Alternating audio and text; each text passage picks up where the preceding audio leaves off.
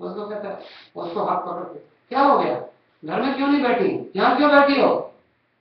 अच्छा, आज तुमने एक चोटी बनाई हुई है, रोजाना 2 चोटी बनाती थी।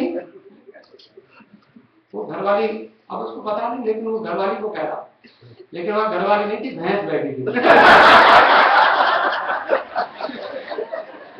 और भैंस की पूंछ को पकड़ के कह रहा है, भैंस की पूंछ को पकड़ के, तुमने तो रोजाना 2 चोटी बनाती थी, आज 1 चोटी। वाह जी वाह, आज भी आ रहा अल्कोहल, घरवाली ने भैंस ने बता दिया। जय हो। आखिर चलो, वो कहते हैं महाराज, लेकिन ये माता जी जो है, ये कहते हैं, इनका मंत्र है एक वेणी। पहले हमारी माता, मैंने देखा था, हमने बचपन में माता एक चोटी बनाती थी, आजकल तो बहुत कम दिखाई पड़ता है।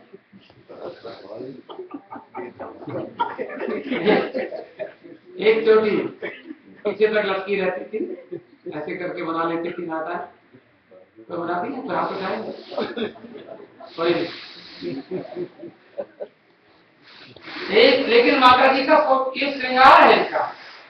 माता जी जो काल रात्रि है, जो ध्यान से सुनिए, तो थोड़ा सा आपको परिचय करा दें हम आपको पूरा, जो हमने शास्त्रों से थोड़ा सा निकालकर आपके लिए रखा है मक्खन, कि ये आपको काली का ठीक स्वरूप पता चले। एक वेणी जपा कर्ण पूरा। जपा कुसुम एक बहुत अच्छा फूल होता है, जपा कुसुम। जपा कुसुम के फूल लाल लाल होते हैं। और मैं काशी में रहता था, तो एक बहुत बड़े पंडित थे, तो माता जी के बड़े भक्त थे, वो काली की पूजा करते थे। वो मुझे बोले कि आपको मैं आज शरबत पिलाता हूँ।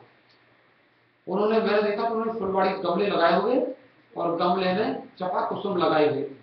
जपा कुसुम के लाल लाल फूल को उन्होंने पीसकर और उसका मुझे रस पिलाया। बड़े सबसे बहुत पौष्टिक चीज है, बढ़िया। जपा कुसुम के फूलों को पीसकर उसका गर्मी में पियो, ब्लड को, जो हीमोग्लोबिन को बढ़ाने वाला। लेकिन माता जी उनको जपा कुसुम कर्ण पूरा, कानों में जपा कुसुम को लगाती है।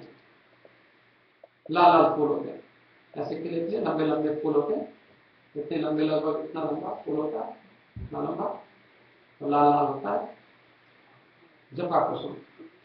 एक बेणी धारण करती है जपा कुसुम के फूलों को, और नग्ना, वस्त्र नहीं पहनती है, और खड़ स्थिता, डंकी के ऊपर, गधे के ऊपर बैठती है। लंबोष्ठी, लंबे लंबे होठ हैं उनके, और कर्णिका, करनी, उनके जो कर्णिका, और उनके कहते तैल जग शरीरणी, उनके सारे शरीर में तेल लगा हुआ होता है, ऐसी है। और क्या करती है, वाम पादो लसत लोहरता, और बाएं पैर में लोहे की एक जंजीर उनके पड़ी रहती है, लोहे की। और कंटक भूषणा, कांटों के आभूषण पहने होती हैं सारे शरीर में, कांटे ही कांटे होते हैं, ऐसी काल आती है। और वर्धन मूढ़ ध्वजा, उनके खुले हुए बाल, ऐसे लंबे लंबे बाल होते हैं, खुले हुए ऐसे चारों ओर बिखरे हुए। और कृष्णा, कृष्ण माने काले रंग की होती है। काल रात्रि भयंकरी, ये काल रात्रि है, अगर कोई ऐसे कोई देख ले, उनको डर लगे, माने काला रंग, बिखरे बाल, घने अंधकार की तरह काली, सिर के बाल बिखरे हुए, गले में विद्युत की तरह चमकने वाली एक माला, बिजली की तरह चमकती है। 3 नेत्र हैं, तीनों ब्रह्मांड के समान गोल गोल नेत्र, और इनके शरीर से बिजली के जैसी चमक निकलती रहती है। और नाक से जब सांस लेती हैं तो आग निकलती है नाक से। और वाहन गर्दन है, ऊपर उठा हुआ दाहिना हाथ वरमुद्रा, वरदान देती हैं। और दाहिनी ओर का नीचे हाथ अभय मुद्रा, नीचे झुका हुआ, और बाईं ओर से ऊपर वाले हाथ में लोहे का कांटा, नीचे वाले हाथ में एक कटार है, खड्ग है, तलवार है। और देखने में बड़ी भयंकर है, लेकिन इनका नाम है शुभंकरी। फल बहुत बढ़िया देती हैं। देखने में इनका स्वरूप अच्छा नहीं लगता, लेकिन इनकी कोई पूजा करे फल बहुत अच्छा है, इसलिए शुभंकरी इनको कहते हैं। तो कल मैंने जो देवी का आपको जो ध्यान बताया था, कल कौन सी देवी थी? कात्यायनी। तो कात्यायनी देखो आपकी रीढ़ की, आपके शरीर में देवियों की बैठने की जगह है।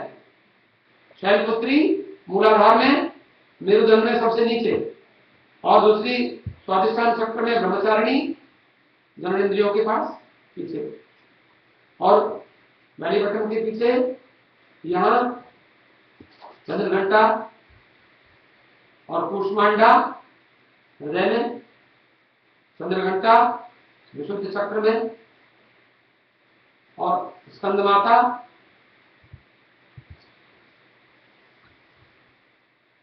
शैलपुत्री ब्रह्मचारिणी चंद्रघंटा कूष्मांडा, और पांचवी स्कंद माता, छठी कात्यायनी। कात्यायनी देवी जो है वो यहाँ दोनों आंखों के जो बीच में, जहां आप जो टीका लगाते हैं यहाँ, इसको आज्ञा चक्र कहते हैं। आज्ञा चक्र में लेकिन कात्यायनी बैठती हैं। और कालरात्रि कहाँ बैठती हैं? सातवां। तो सातवां चक्र हमारा है ये जो बिल्कुल ऊपर, ये यहाँ पर, इसको बोलते हैं सहस्रार चक्र। इसमें 1000 कमल की पंखुड़ियों के जैसा एक स्थान है। 1000 लोटस लीव्स ऐसी बनी हुई है यहाँ पर। आपको पता नहीं है, अगर आप कहीं साइंटिस्ट भी जानते हो तो आपको कि इसको सहस्रार कहते, कमल की 1000 पंखुड़ियां हैं, वहां माता जी बैठती हैं, काली माता जी। तो सातों हमारे शरीर में, तो काली यहाँ है, इसलिए काली की उपासना करें तो यहाँ माइंड भी तो है ना, इसलिए हमें बुद्धि भी दे देती है।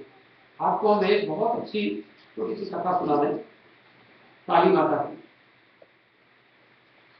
और ये कथा हमने शास्त्र में, देवी भागवत में तो है ही, सब कथाएं हैं, लेकिन हमने जो कथा पढ़ी थी 6ठी क्लास में मैं पढ़ता था, तो मैंने ये कथा पढ़ी थी हिंदुस्तान में एक हिंदी की पुस्तक में। एक राजा की लड़की थी, उसका नाम था विद्योतमा, राजा की बेटी। तो क्या हुआ, वो राजा ने अपनी बेटी को बहुत पढ़ाया लिखाया। आजकल भी जो समझदार लोग होते हैं, बेटा बेटी में कोई अंतर नहीं समझते। बेटा बेटी तो बेटी से भी अच्छी है, और जब भगवान ने बेटी दी है तो हमें चिंता क्या है, हमें उसको अच्छी शिक्षा देनी चाहिए।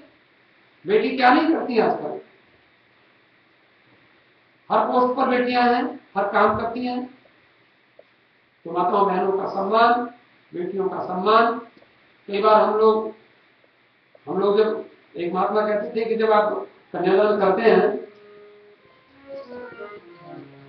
तो कन्यादान करने पर सारे देवता कहते हैं इसने कन्यादान कर लिया। कन्यादान करने, कन्यादान महादान, बड़ा भारी पुण्य होता है। हिमालय की पुत्री जो पर्वतराज की कन्या जब माता जी बनी शैलपुत्री, तो जब वो शादी करने लगे तो सारे देवताओं ने विघ्न किया, हिमालय जड़, इसको इतना पुण्य मिल जाएगा।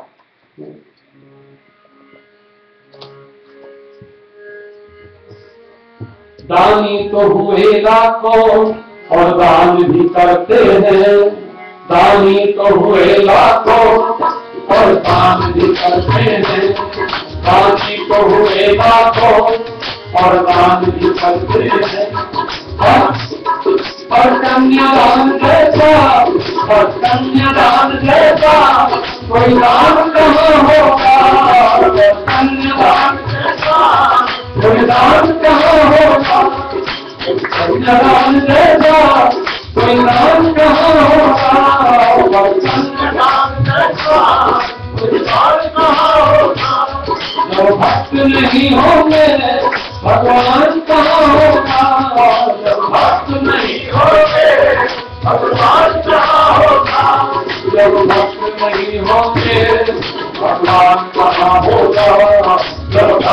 नहीं होते भगवान कहाँ होता, तेरी समस्या का समाधान कहाँ होता, तेरी समस्या का समाधान कहाँ होता।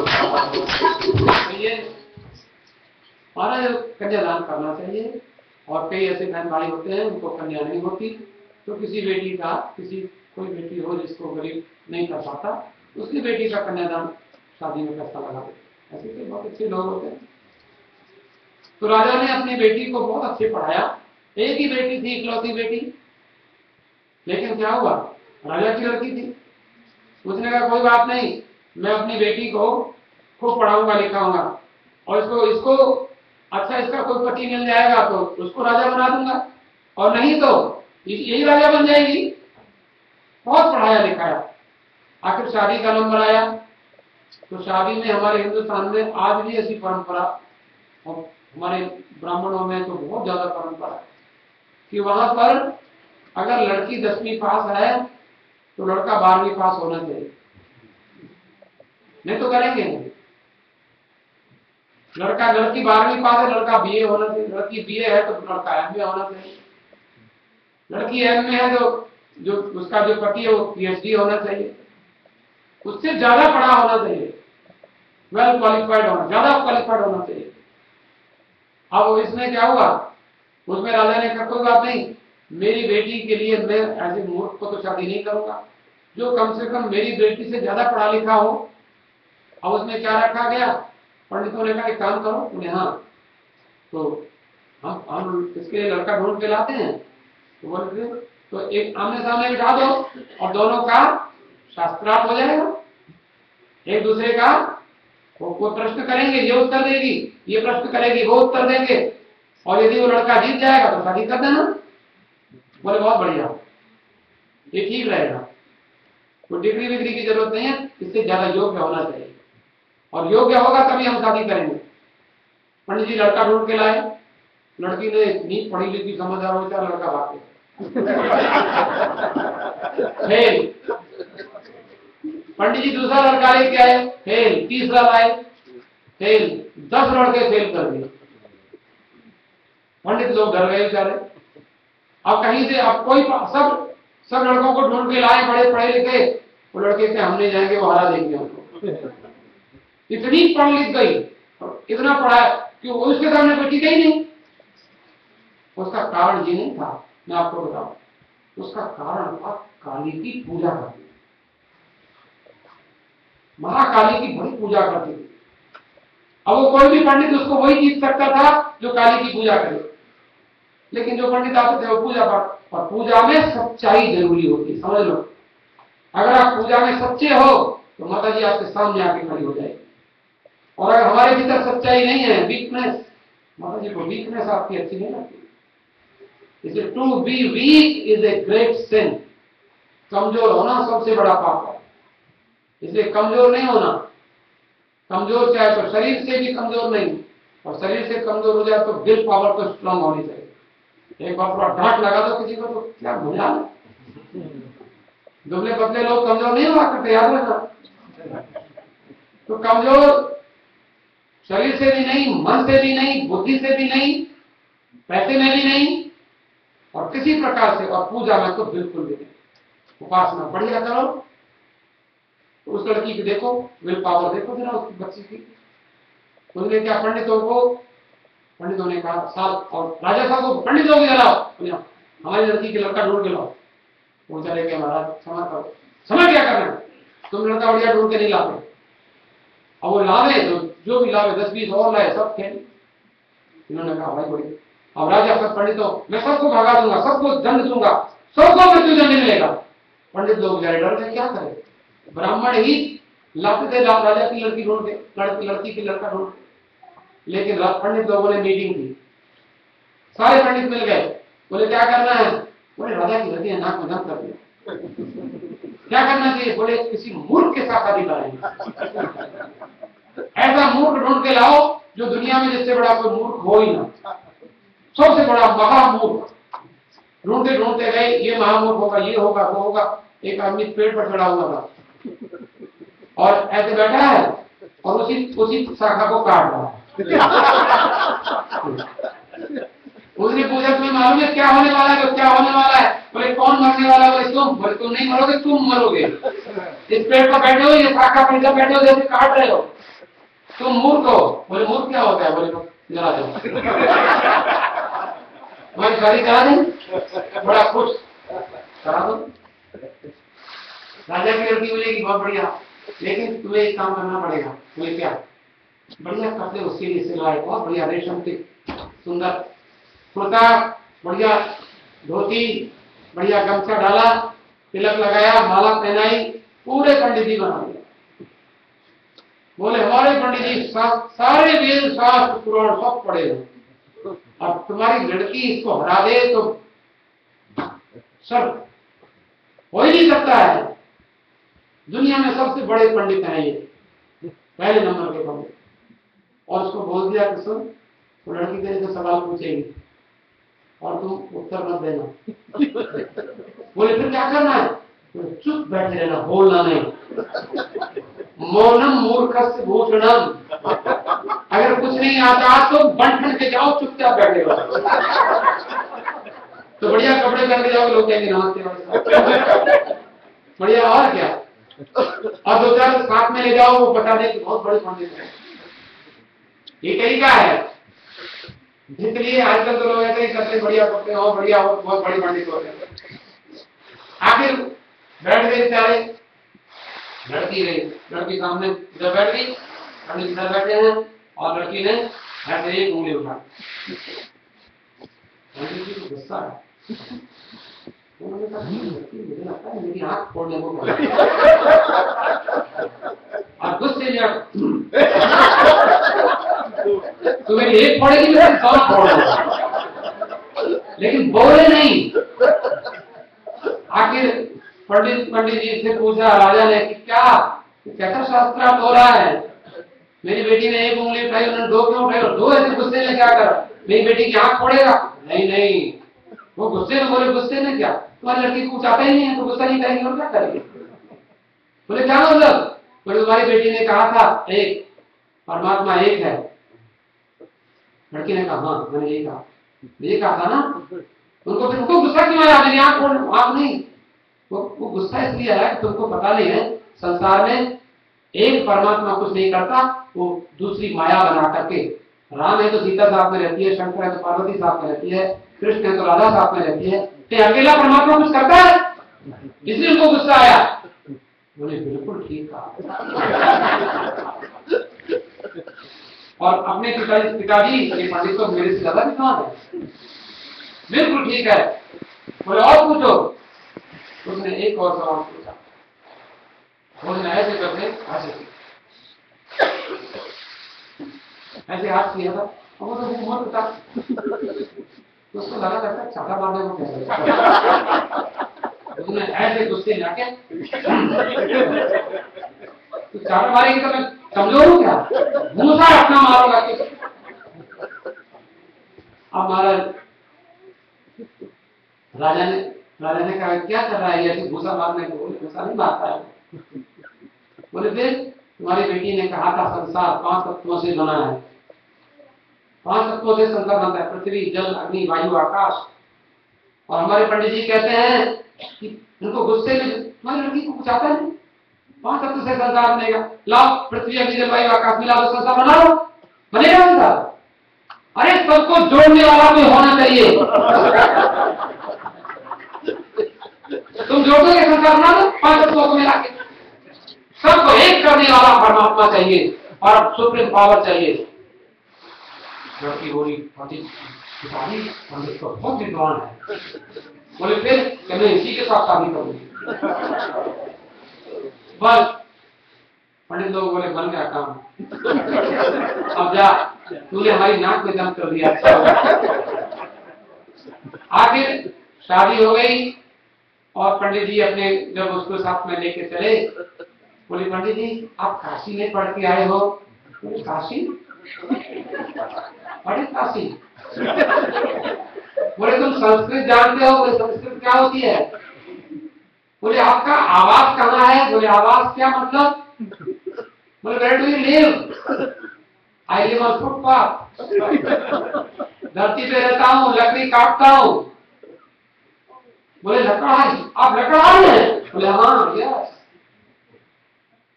उसने तो माथे में हाथ मारे कि हे भगवान, आप विद्वान नहीं हैं। आपने क्या कहा था? बोले क्या कहा था? तू एक आंख फोड़ दी, तेरी दोनों फोड़ रहा। तू एक चाटा मारी थी, मैंने भूसा मारने को कहा था। बोले आपने ये नहीं कहा था कि परमात्मा दो? बोले दो तो मुझे क्या पता। बेचारे बता नहीं सच्चाई। और सब पंडित भाग गए, सब अपना अपने घर में। और भारतवर्ष की नारी तलाक डाइवोर्स ले नहीं सकती। तलाक अब रोती रोती बेचारी अपने पति को बोली डराओ, चलो राम मंदिर में चलते हैं। और आज काल रात्रि है, आज काली माई का दिन है। और आकर बोले ये काली मैया, इसको सही तरह से कुछ ढंग का बना दे, मेरे लायक बना दे, मैं इसे छोड़ तो सकती नहीं हूँ। देखो काल रात्रि में इतनी शक्ति है, बहनों हंसने की बात नहीं है। ये सच्ची घटना है, सच्ची कथा है कि उस लड़की ने, विद्योतमा ने उस बालक को, अपने हस्बैंड को, और उसको मंत्र सिखाया। बोला जयंती मंगला काली भद्रकाली कपालिनी दुर्गा क्षमा शिवा धात्री स्वाहा स्वधा नमोस्तुते। उसे बोला, मैंने उसको सिखाया, उसकी गुरु बनी, उसको रटवाया, मंत्र का जप करो। लेकिन वो भी उसका जो हस्बैंड था उसको बढ़िया कपड़े दे, बढ़िया खाने को, राजा की बेटी थी, उसको पढ़ाया लिखाया। और वो जो कहते हैं जो मूर्ख होता है ना, वो बहुत बढ़िया भगवान का, माता जी का भक्त बन सकता है। उसका कंसंट्रेशन बढ़िया होता है। हम लोग जो थोड़ा बहुत जानते हैं, कचरे जो होते हैं, थोड़ा बहुत ज्ञान होता है, तो हम लोगों का मन जल्दी से लगता है। इसलिए मंदिर में आओ तो बिल्कुल इग्नोरेंस हो करके, कुछ नहीं जानते, ऐसा हो क्या आओगे तब तो कुछ ले लो, और आगे कहोगे महात्मा क्या बोलता रहता है, इसको कुछ आता ही नहीं है। अगर ऐसे सोचोगे कुछ नहीं मिलने वाला। हम नहीं बोलते कि माता जी बुलवाती हैं, हम बोलते हैं माता जी की प्रेरणा से मंदिर में हर भी वही होता है। इसलिए जब कभी आपको कुछ लेने की इच्छा हो तो बिल्कुल ऐसे होगा। वो महाराज बिठा दिया उसको, और वो बैठ के 1 महीना 2 महीना 4 महीना 6 महीना और पूरा, और अंत में ऐसा हुआ नवरात्र आए और शारदीय नवरात्र, और आज के दिन माता काली उसके सामने प्रकट हो गई। और प्रकट होकर के माता ने उसको उसके सिर पर हाथ रखा और उसने तुरंत काली जी का दर्शन किया, उसकी आंखें खुल गई। और वो आप जानते हैं उसका नाम क्या हुआ? कालिदास, जिसने राम जी की कथा लिखी सबसे पहले। रघुवंश से कालिदास की पुस्तकों में से तुलसीदास जी ने बहुत सारी चीजें ली, हम आपको बता देंगे कहां कहां में। तो वो कालिदास, पुरा कवि नाम गणना प्रसंगे कनिष्ठ का विचित्र कालिदास अध्यात्म कबीर बाबा अनामिका स्वार्थवती भगो। आपको मालूम है इसका, इस उंगली का नाम है कनिष्ठिका, इस उंगली का नाम है मध्यमा, इसका नाम है तर्जनी, इसका नाम है अंगुष्ठ, इसका नाम क्या है? नो नेम, कोई नाम नहीं है इसका बिल्कुल। लेकिन इसको आप रिंग फिंगर कह देते हैं, लेकिन नाम थोड़ी है। अनामिका, क्योंकि कहते हैं पहले नंबर का कवि कौन? बोले कालिदास। दूसरे नंबर का? बोले कोई नहीं। इसलिए दूसरे नंबर का, इसकी उंगली का नाम नो नेम, कोई है ही नहीं। कालिदास नंबर 2, बोले नो नेम, कोई है ही नहीं, आज भी नहीं है। कवियों में कालिदास के जैसा कोई कवि आज तक हुआ नहीं। ऐसा आप सर्च कीजिए, गूगल डालिए, कालिदास के लिखे हुए ग्रंथों को पढ़िए। मेघदूतम, बादल आ रहा है तो बादल क्या बोलता है, उनकी रचना है। कितने कितने बड़े काव्य उन्होंने लिखे हैं कालिदास। और कालिदास के रघुवंश सबसे बड़ा जो सुंदर राम जी का चरित्र कालिदास ने लिखा। हम लोगों ने कालिदास के ग्रंथ पढ़े, रघुवंश आदि। तो मैं आपको निवेदन कर रहा था कि बड़े आप लोग बहुत अच्छे हैं और माता जी की कृपा आपको प्राप्त हो रही है। अभी 2 दिन